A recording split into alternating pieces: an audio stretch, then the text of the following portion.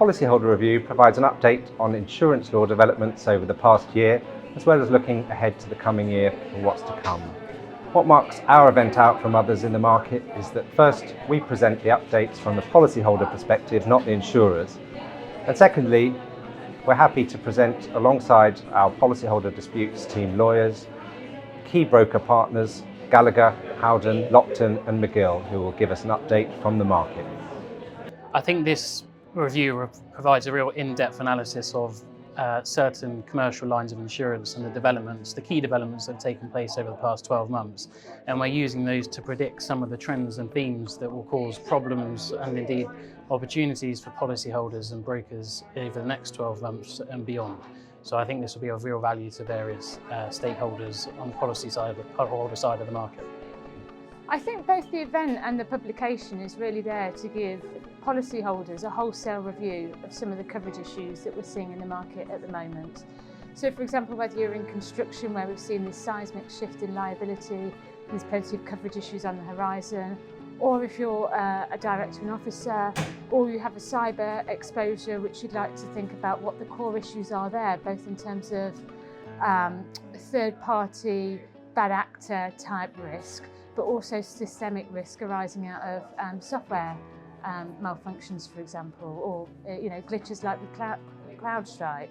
The Policyholder Review is there to help businesses find their way through. So we're going to make a start. We've got a lot to get through today. Hello everyone. Welcome to the annual Stewart's Policyholder Review.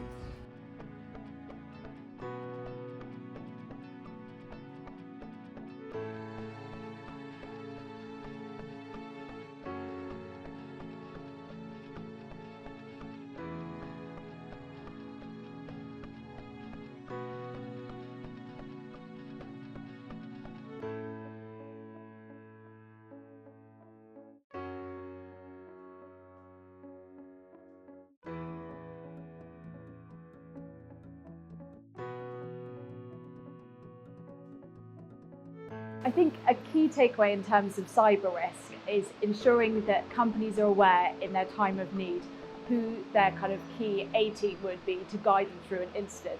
And by the kind of A team, I was kind of describing breach response coaches, lawyers, IT forensics and PR firms. And these are not necessarily the vendors that you'd rely on in any other sort of kind of crisis incident. And ensuring that those vendors are pre-approved by your insurers to ensure that you can hit the ground running in the moment of the breach. I think the key takeaway is that the warranties indemnities policy is back to back with the warranties in the SPA. So to maximise coverage, having those warranties looked at carefully by your broker, by your lawyer, to ensure that they provide the maximum coverage possible and the breadth of coverage will mean that you have more chances of success when you get to the claim stage.